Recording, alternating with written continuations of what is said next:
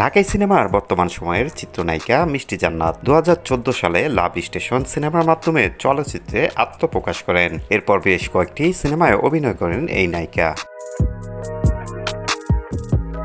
মিষ্টি জান্নাত কেবল অভিনেত্রী নন, তিনি একজন দন্ত চিকিৎসকও। মেডিকেলে পড়ার সময়ে এক শিক্ষক তার সঙ্গে অশালীন আচরণ করেছিলেন। সম্প্রতি একটি টকশোতে অতিথি হয়ে এমন অভিযোগ করেন মিষ্টি জান্নাত। আমি এত সুন্দর যে আমার রূপের রহস্যে মানুষ পাগল হয়ে যায়। ঘটনার বর্ণনা দিয়ে মিষ্টি জান্নাত বলেন, মেডিকেলে ফার্স্ট ইয়ারে পড়াকালীন আমি খুব সুন্দর ছিলাম। ওই সময়ে জিন্স, ট্রাউজার, ওয়েস্টার্ন ড্রেস পরতাম। আমার স্যাররা ভেবেছিল আমি মধ্যপ্রাচ্যের কোনো দেশ থেকে আসছি। আমাকে বলতো আমি মডেলিং করতে আসছিলাম কিনা। এটা বলতে বলতে আমার এক স্যার আমাকে আর আমার এক বন্ধুকে তার রুমে ডেকে নিয়ে যান। সেখানে গোপনে প্রভা আপু সেই ভিডিও দেখান। এটা আমার জন্য খুবই হতাশাজনক ও লজ্জার ছিল।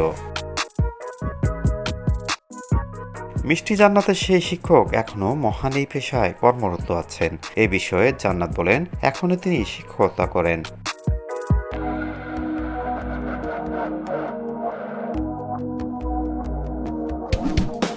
মিডিয়া গুঞ্জন, enjoy your life with entertainment.